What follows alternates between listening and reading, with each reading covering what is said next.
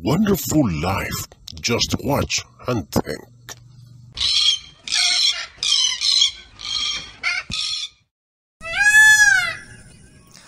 Ating tatalakayin ngayon ang 10 kakaibang mga hayop sa buong mundo na mahirap paniwalaan ngunit totoo. Bago pa nito ay hinihiling kong mag-subscribe ka muna at pindutin ang notification bell para updated ka sa mga bagong video. Pang-10, Venezuelan Poodle Moth. Ito ay nadiskubre noong 2009 sa kagubatan ng Venezuela. Kung iyong pagmasdan ay malamang maisip mo ang isang giant poodle dog na ito. Gaya ng ibang mga insekto, ito ay lumilipad at may mga balahibo bilang proteksyon. Sensitibo rin ang pang-amoy nito para madaling makakita ng pagkain at makaiwas sa mga kalaban. Bilang nilikha ng Diyos, ito ay nagsisikap din upang mabuhay at mapanatili ang kanilang lahi. Hindi ba't parang ang sarap yakapin ito? Pang-siyam, Kolugo. Ito ay matatagpuan sa Southeast Asia, tulad ng Malayan Kolugo. Dito sa Pilipinas, ito ay tinatawag sa Cebuano bilang kagwang. Napakagandang pagmasdan ang mga mata nito, parang lumuluha. Tinatawag din itong flying lemur. Bagkus wala itong mga pakpak, ito ay akyat sa punong kahoy at kung makarating sa itaas, ito ay lilipad na parang kite o paraglide. Hindi ka pa ba nakakita ng kagwang? May ekspresyon kasi ang mga Cebuano na Kagwang ka.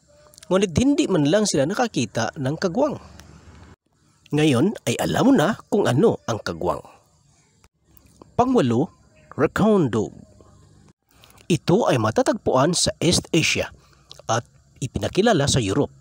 Napabilang ito sa canine family o pamilya ng mga aso. Bakit tinatawag itong Raccoon Dog? Dahil kamukha ito sa isang raccoon na matatagpuan sa North America na kabilang sa Procyon family. Malambing din ang magpartner na ito marahil napadami ang kanilang mag-anak.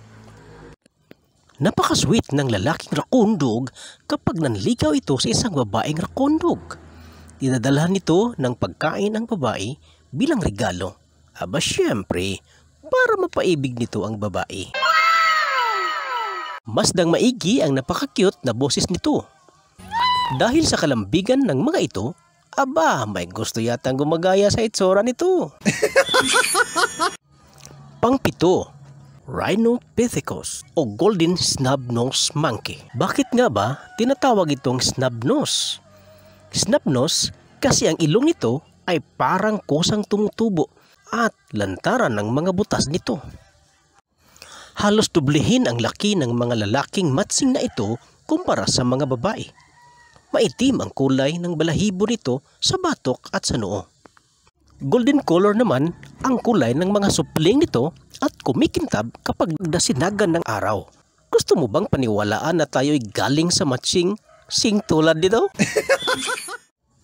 Pang-6, Fluffy Cow. Kung iyong pagmasdan ay para lang isang plastic toy o laruan. Ngunit totoong baka nga ito. Ginawang libangan ito ng ibang tao.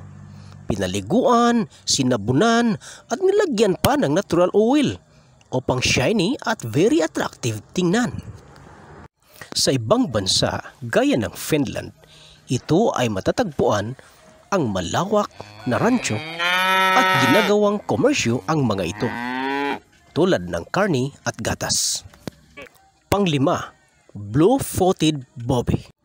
Pansinin ang kulay asul nitong mga paa. Ang mga ito ay matatagpuan sa Galapagos Island. Sa panahon ng kanilang breeding, ipapadyak ang mga paa ng lalaki upang ma-attract ang babae. At kung nagugustuhan siya ng babae, ipapadyak ng babae ang kanyang mga paa.